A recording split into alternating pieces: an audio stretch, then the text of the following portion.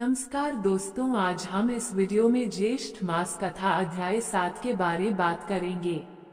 दोस्तों, सूत्र जी बोले, हे ऋषियों, अब मैं आपको ज्येष्ठ मास के 7वें अध्याय की कथा सुनाता हूँ। ध्यान से सुनिए। प्राचीन काल में नर्मदा नदी के किनारे एक सुंदर नगर था।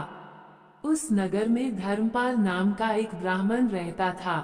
वह ब्राह्मण विद्वान और धर्मात्मा था, परंतु निर्धन होने के कारण दुखी रहता था। उसकी पत्नी सुशीला भी पतिव्रता और धर्मपरायण थी, परंतु गरीबी के कारण वह भी चिंतित रहती थी। एक दिन सुशीला ने अपने पति से कहा, हे स्वामी, हम दोनों ही धर्म कर्म में लगे रहते हैं, फिर भी हमारी गरीबी दूर नहीं होती।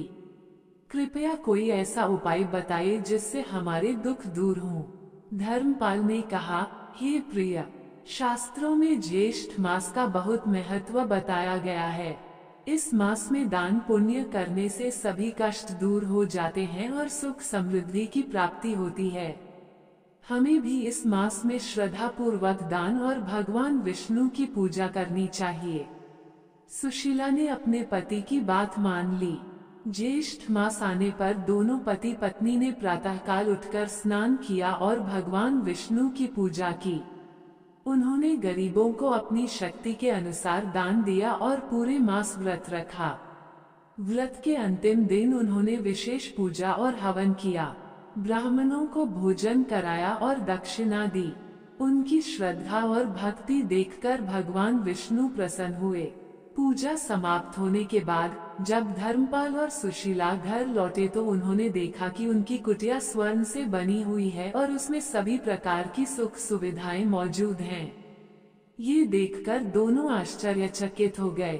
उसी समय भगवान विष्णु उनके सामने प्रकट हुए और कहा, हे धर्मपाल और सुशीला, तुम्हारी निष्ठा और भक्ति से मैं अत्यंत प्रसन्न हूँ।